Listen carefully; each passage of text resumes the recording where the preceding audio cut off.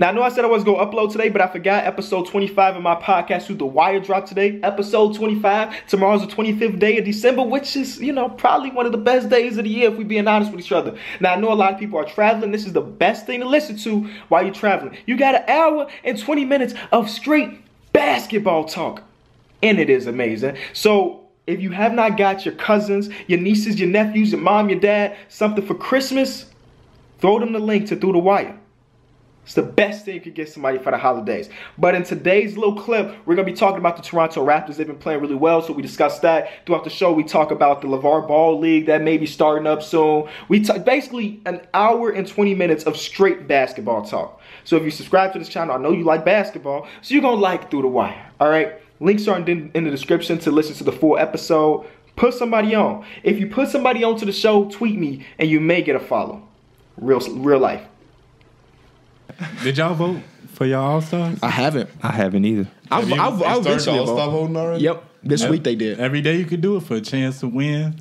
You know, to the All-Star you know game. who I'm gonna vote for starters in the East? Who? My starting shooting guard is gonna be DeMar DeRozan. I don't feel like he getting any love. Perfect, because I was trying to figure out a way to transition to the Raptors. Exactly. On this show, we do twice a week, but we try our best to try to at least mention every team throughout time, because it's 30 teams playing, but we got an hour show. We got 2 hours to talk about 30 teams impossible. A team that we haven't showed much love to is the Toronto Raptors, and if anything, we've done the opposite of show love to the Toronto Raptors. Yeah, we talked down on And I noticed that when I started to go live on Instagram, and I asked them like, "Where y'all from?" and majority of them said Toronto. Right. So I'm like, wow, that's why all of y'all being asked the wire questions talking about what we think of the Raptors or why we don't mention the Raptors. And I'm sorry, but this is my point to y'all. I feel bad for y'all. And this is why I feel bad for y'all, Raptor fans. Y'all have a good team who are playing good, and DeMar DeRozan is you know, taking his game to another level.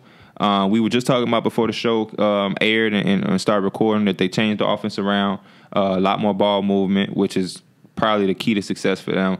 But as good as y'all are right now, I think y'all 10-1 in y'all last 11 games.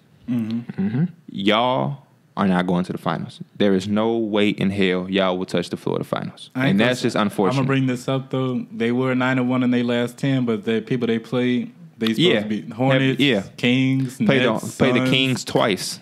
They lost to the Clippers. They also played the Kings again. I'm glad you just said I'm glad you just said the Clippers, because that's exactly who they are.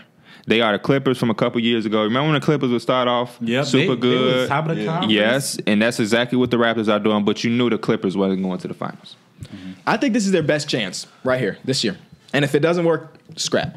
You know, they changed their offense around. It's no longer pick and roll ISO with DeMar DeRozan and Kyle Lowry. It's actually a lot of ball movement. They had no choice but to change that because last year they double teamed DeMar DeRozan and dared anybody else to do anything, and they lost. The Cavs literally said DeMar DeRozan will not beat us, and somebody else make a play, and nobody else could do anything. They got swept because of that. So that's great coaching, though. That's a great coaching strategy to pick that out and know that this isn't going to beat the Cavaliers, so we got to come out with something different. Yeah, it just let me know how feared of Kyle Lowry that they were. He don't perform in the playoffs. They haven't. Yeah, and one of our fans told me that like in Toronto they call him a choke. Nobody like really likes him, and I was surprised. But I mean, it makes sense. They're trying. They are trying. They went out and got Serge Ibaka. OG Anunoby is good. Been balling. I like that CJ guy. Miles off the bench is cool. Fred VanVleet is a nice solid backup. To replace Corey Joseph with. They got Norman Powell coming off the bench too. Yes, so he's been. He hasn't even really been playing though. He hasn't been. That's crazy. I think he's gonna be good around playoffs though. They gonna need him because he can play some defense on them. For them Poto, and he can stretch the floor. Poto off the bench from Utah. They backup center. He's all right. He's solid. So they got, like KB said, this is their best window and chance of opportunity. If not, I think you have to ship. Fold it, because DeMar DeRozan, his contract about to run up soon, and you know he'll go out west with Paul George. I still feel like they need to make a deal for Valanciunas.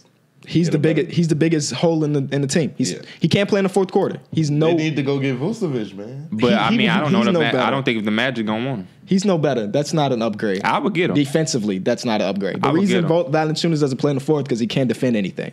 They want DeAndre Jordan, but I mean, what are you gonna get? Like, what are you gonna get? Yeah, the pieces they're gonna have to give up to get DeAndre Jordan are gonna be the pieces that are helping them win right now.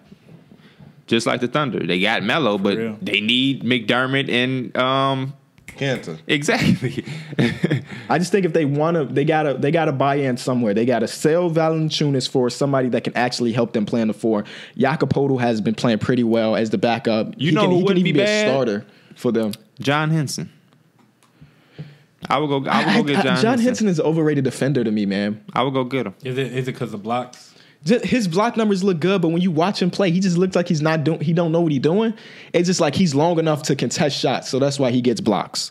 But I don't think he's a great defender. They need a nice defending go center. Get him. Who are you gonna go get? I don't know if there's anybody out there. Anything, they don't need us. Okay, let's trade Valanciunas for 2 pieces off the bench.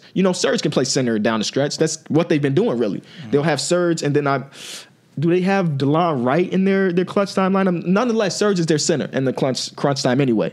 So you don't need start Jakob. Use a Tristan use Jakob like Tristan Thompson. Tristan Thompson not playing down the stretch. They go with Kevin Love at the 5. You can do the same thing because Serge has the ability to hit the outside shot. Here's my question: what pieces off the bench do you go and get? I'm looking at their bench. They don't have give an extra 3-and-D guy. The 3 guys they got is CJ Miles and OG Anunoby. And that's their clutch time lineup, those 2 in it. But you need to get somebody off the bench that can do the same thing. Mm-hmm. And I think that's probably the best thing they can do. And the guys I'm thinking about, like Wesley Matthews is up for the market. That is true. I like what you said, though. Serge Ibaka play 5. Is that like... Once upon a time, he was Serge Ibaka. That's what he do. It's crazy how much his defense is dropping because... it's just you know why? Do you know why? The Thunder? No, not even.